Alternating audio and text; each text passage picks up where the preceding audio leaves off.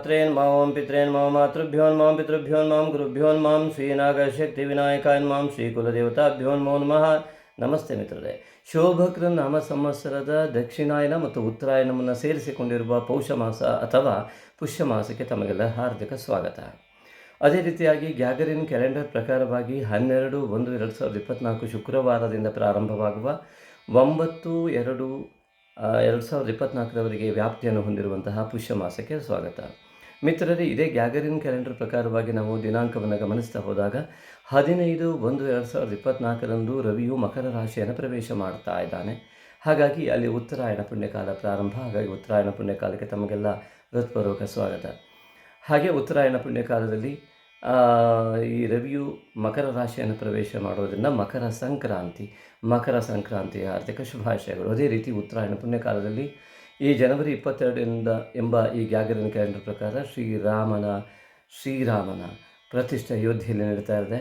ಅದಕ್ಕೂ ಕೂಡ ತಮಗೆ ಆತ್ಮೀಯವಾದಂತಹ ವಂದನೆಗಳು. ನಾವು ಜೈ ಶ್ರೀರಾಮ್ ಎನ್ನುವಂತಹ ವಾಕ್ಯದೊಂದಿಗೆ ಈ ಮುಂದಿನ ಒಂದು ನೋಡೋಣ. 18/1/2024 ಧನು ರಾಶಿಯನ್ನು ಶುಕ್ರ ಪ್ರವೇಶ ಮಾಡ್ತಾನೆ. ಅದೇ ರೀತಿಯಾಗಿ ಫೆಬ್ರವರಿ 1ರಂದು ಬುಧನು ಮಕರ ರಾಶಿಯನ್ನು ಪ್ರವೇಶ ಮಾಡ್ತಾ ಇದ್ದಾನೆ. ಹಾಗೆಯೇ 5ನೇ ತಾರೀಕು ಫೆಬ್ರವರಿಯಂದು ಕುಜನು ಕೂಡ ಮಕರ ರಾಶಿಯ ಪ್ರವೇಶವನ್ನು ಮಾಡ್ತಾ ಇದ್ದಾನೆ.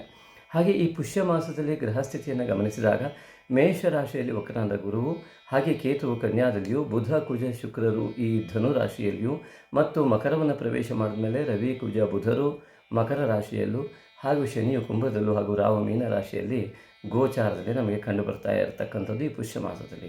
ಈ ವಿಶೇಷವಾದ ಪುಷ್ಯ ಮಾಸದಲ್ಲಿ ಯಾವ ರೀತಿಯಾದಂತಹ ಉತ್ತಮ ಫಲವಿದೆ ಎಂಬುದಾಗಿ ನೋಡೋಣ ಬನ್ನಿ ಮಿತ್ರರೇ.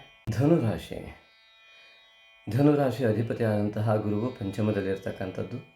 ಉತ್ತಮವಾದ ಫಲವನ್ನು ಹೊಂದಿದ್ದು ಧನುರಾಶಿಗೆ ಗುರುವಿನ ದೃಷ್ಟಿ ಇರತಕ್ಕಂಥದ್ದು. ಧನುವಿನಲ್ಲಿ ಶುಕ್ರ ಕುಜ ಬುಧರು, ವ್ಯಯಾಧಿಪತಿಯಾದಂಥ ಕುಜನು ಪಂಚಮಾಧಿಪತಿಯ ಕುಜನು ಇರುವುದರಿಂದಾಗಿ ಕುಜ ಬುಧ ಪರಿವರ್ತನಾ ಯೋಗದೊಂದಿಗೆ ಉತ್ತಮವಾದ ವಿದ್ಯಾಭ್ಯಾಸಾದಿಗಳಲ್ಲಿ ಪ್ರಗತಿ ಉಂಟಾಗುವಂಥದ್ದು ಧನುರಾಶಿಯವರಿಗೆ.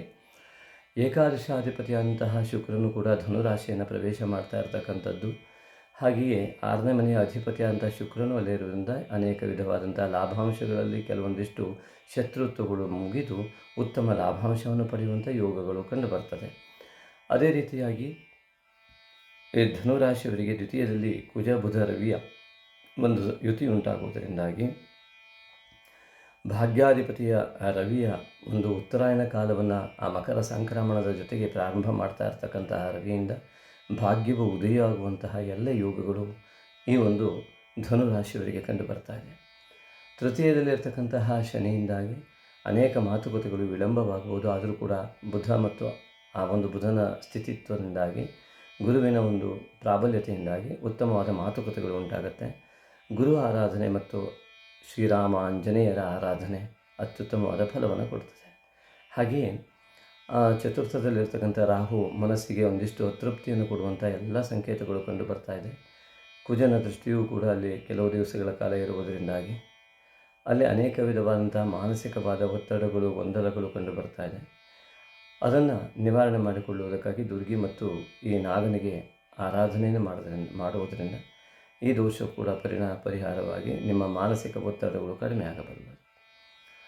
ಇನ್ನು ಈ ಧನುರಾಶಿಯವರಿಗೆ ವಿವಾಹ ಇತ್ಯಾದಿಗಳಲ್ಲಿ ಅತ್ಯುತ್ತಮವಾದ ಫಲಗಳು ಎಲ್ಲವೂ ಕಂಡು ಬರ್ತಾ ಇದ್ದು, ನಿಮ್ಮ ಜಾತಕಗಳ ಒಂದು ದೃಷ್ಟಿಯಲ್ಲಿ ಸರಿಯಾದ ರೀತಿಯಲ್ಲಿ ವಿವಾಹ ಯೋಗವನ್ನು ಪರಿಶೀಲಿಸಿ ಆ ಮೂಲಕವಾಗಿ ಚಿಂತನೆ ಮಾಡುವುದು ಅತ್ಯಂತ ಒಳ್ಳೆಯ ಕೆಲಸ. ಇನ್ನು ದಶಮದಲ್ಲಿ ಕೇತು ಇರುವುದರಿಂದ ಮಾಡ್ತಕ್ಕಂಥ ಉದ್ಯೋಗದಲ್ಲಿ ಅನೇಕ ವಿಧವಾದ ವಿಘ್ನಗಳು ಕೂಡ ಬರ್ಬೋದು. ಆದರೂ ಬುಧನ ಸತ್ವದಿಂದಾಗಿ ಉತ್ತಮವಾದಂತಹ ಪರಿವರ್ತನೆಗಳು, ಅರ್ಥಾತ್ ಪ್ರಮೋಷನ್ ಅಥವಾ ವರ್ಗಾವಣೆ ಇತ್ಯಾದಿಗಳು ಕೂಡ ಉಂಟಾಗುವಂಥ ಲಕ್ಷಣಗಳು ಈ ಧನುರಾಶಿಯವರಿಗಿದೆ. ಹಾಗೆಯೇ ಈ ವಿಘ್ನಗಳು ಬಂದರೆ ಗಣಪತಿಯ ಆರಾಧನೆ ಅತಿ ಸುಲಭವಾಗಿ ನಿಮಗೆ ನಂಬಿಕೆಯಿಂದ ಗಣಪತಿಯನ್ನು ಆರಾಧನೆ ಮಾಡಿದಾಗ ಅತಿ ಸುಲಭವಾದ ಪರಿಹಾರ ಉದ್ಯೋಗದಲ್ಲಿ ಉಂಟಾಗುತ್ತೆ. ಉದ್ಯೋಗದಲ್ಲಿ ಸಿಗದೇ ಇದ್ದವರು ಕೂಡ ಬಹಳ ಪರಿತಪಿಸಿದ್ದಾರೆ. ಇತ್ತೀಚಿನ ದಿನದಲ್ಲಿ ಸಾಮಾಜಿಕವಾದ ಅವ್ಯವಸ್ಥೆಯಿಂದ ಅನೇಕ ಉದ್ಯೋಗಗಳು ಅತ್ಯಂತ ಕಷ್ಟಕರವಾಗಿ ಪರಿಣಮಿಸ್ತಾ ಇರುವಂತಹ ಲಕ್ಷಣಗಳು ಕಂಡುಬರುವುದರಿಂದ ಗುರು ಮತ್ತು ಗಣಪತಿಯ ಆರಾಧನೆ ನಿಮಗೆ ಅತ್ಯುತ್ತಮವಾದ ಉತ್ತರವಾಗಬಲ್ಲದು. ಯಥಾ ಶ್ರದ್ಧಾ ತಥಾ ಫಲಂ ಅಂತ ಹೇಳಿದ್ರಿಂದ ಶ್ರದ್ಧಾಯುಕ್ತವಾಗಿ ಆ ದೇವತಾ ಆರಾಧನೆಯನ್ನು ಮಾಡಿಕೊಳ್ಳಿ. ನಿಮ್ಮ ಜಾತಕವನ್ನು ಪರಿಶೀಲನೆ ಮಾಡಿಕೊಳ್ಳಿ. ಆ ಮೂಲಕವಾಗಿ ಉತ್ತಮವಾದ ದಿನಗಳನ್ನು, ಅದರಲ್ಲೂ ಕೂಡ ಈ ಒಂದು ರಾಮ ಪ್ರತಿಷ್ಠೆಯ ಈ ಒಂದು ಹೊಸ ಸಂವತ್ಸರವು ನಿಮಗೆ ಎಲ್ಲ ರೀತಿಯಾದ ಒಳಿತನ್ನು ಉಂಟು ಮಾಡಲಿ. ಜೈ ಶ್ರೀರಾಮ್. ಧನ್ಯವಾದಗಳು ಮಿತ್ರರೇ.